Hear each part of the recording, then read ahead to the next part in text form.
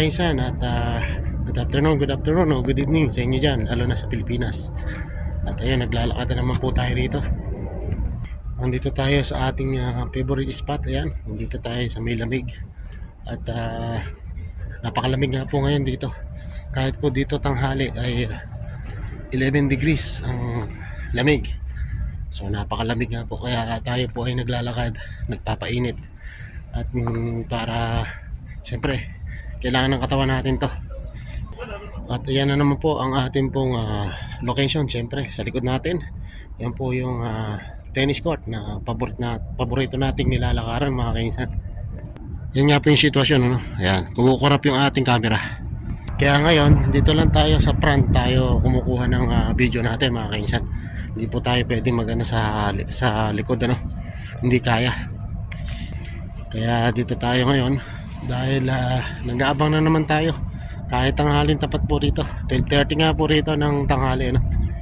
At ayan, wala pa rin tayong sinaing o wala pa tayong pagkain kasi nga 3 beses na umalis yung amo natin. 2 doon sa bangko, tapos 1 sa hospital. Kaya ayan, andito na naman po siya sa kanyang pinupuntahang bangko. Ayan, sa likod natin. Ay, yung hospital na pinupuntahan niya nandito.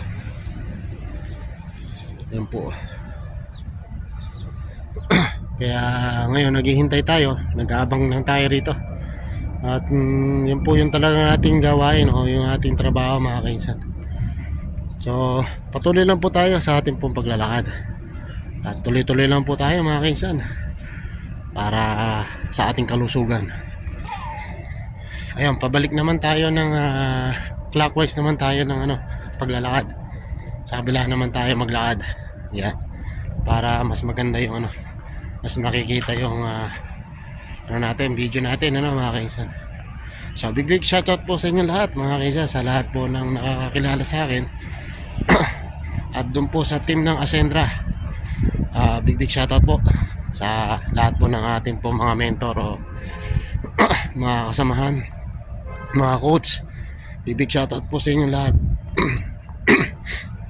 Excuse me po. At kung gusto nyo nga po mag-inquire tungkol sa Ascendra International, PM nyo lang po ako para i-refer ko kayo sa aking pong coach o sa aking mentor, mga kainsan, kung paano po makakaipon habang nasa abroad tayo. So yan, update ko lang po kayo sa ating pong paglalakad, mga kainsan. Yan nga po, kainitan ng araw pero ang lamig. Hindi tayo makaporma sa lamig dito, mga kaisan. Grabe, sobrang lamig po ngayon. Mas mainam naman po ito kaysa po sa sobrang init, kasi mas delikado po yan sa ating po kalusugan.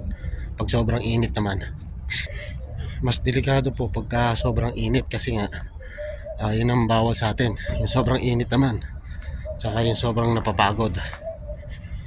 Ito okay lang yung ating ginagawang paglalakad. Yun nga, siyempre nagkakaid na tayo. Hindi na rin natin magagawa yung dati nating ginagawa noon, nung kabataan tayo. Buhat nung tayo ay na-abroad, yun na nga po yung nangyari. Nagpatong-patong o naipon. Ayun, isang araw lumabas yung ating sakit. Doon lang natin na-realize na mahirap pala. Pero siyempre ngayon, kailangan na talaga natin mag-ingat at tayo mag-a-adjust na sa ating mga ginagawa. Hindi na tayo pwedeng sobrang mapagod at magbuhat ng masyadong mabigat.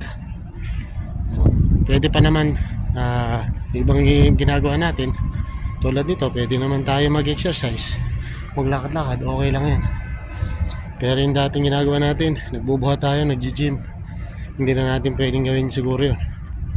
Maaaring ibang exercise na lang. Ayan, tulad ng paglalakad po, pwede yan, mga kainsan.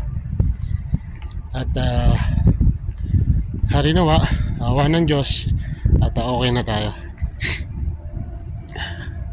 Yun nga yung kinakabahan pa natin, kasi pagkataglamig, yan nga daw ang problema rin. Pag meron kang sakit sa puso, yun yung sabi ng doktor. Kaya mag-ingat din tayo sa taglamig. Kaya lagi tayong nagbabaon ng mainit na tubig o maligamgam. So ayan mga kaisan, hanggang dito na lang po at tatapusin ko na po yung ating po simpleng video. Sana nagustuhan nyo pa rin po ang ating simpleng video ngayong araw. Ingat and God bless po mga kaisan. Ang sabi ko nga, life is better, better is life. So happy lang tayo mga kaisan. Bye bye!